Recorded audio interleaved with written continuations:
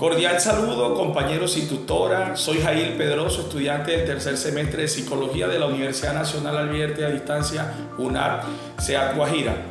Respondiendo a lo que establece el curso de enfoques clásico de la psicología, procedo a manifestar que el autor que tomé de esos pioneros para hacer un análisis del enfoque psicoanalítico es Sigmund Freud.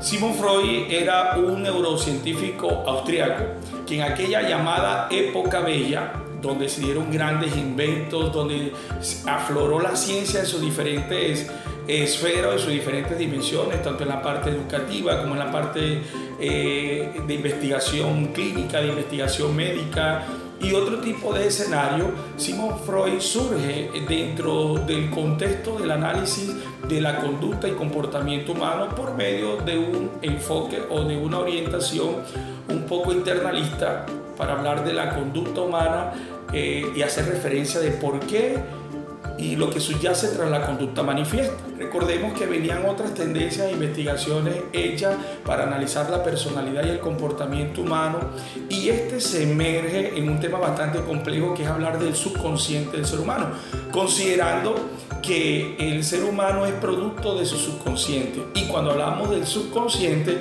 es aquel mundo profundo que subyace en la mente del individuo, donde se encuentran los pensamientos más profundos, donde no puede tener incluso control de ellos.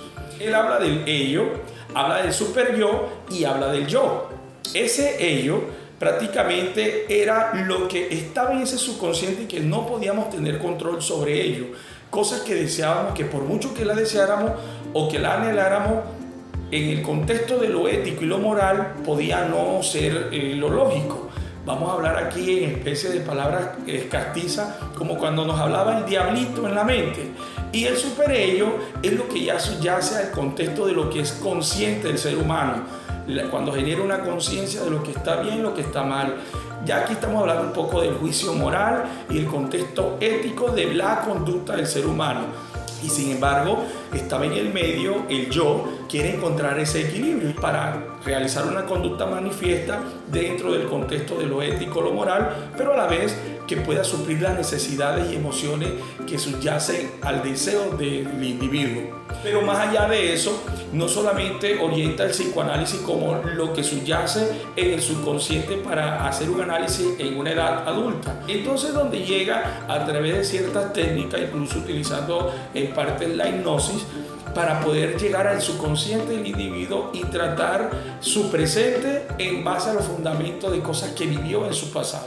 Como les digo, hablar de psicoanálisis es hablar de Sigmund Freud, hablar del Sigmund Freud es hablar del psicoanálisis, es hablar de una teoría bastante contradictoria, es hablar de una teoría que ha tenido bastante resistencia por parte de otros autores o de aquellos investigadores neurocientíficos, psicólogos y científicos de los que estudian la psique y la mente humana, porque hace referencia a otras disciplinas que pueden dar mejor respuesta a lo que propone el psicoanálisis. Pero sin embargo, el psicoanálisis ha logrado mantenerse en el tiempo y prevalecer ante la diversidad que tenemos de teorías que hacen referencia a la conducta, el comportamiento humano y por ende al desarrollo de la personalidad.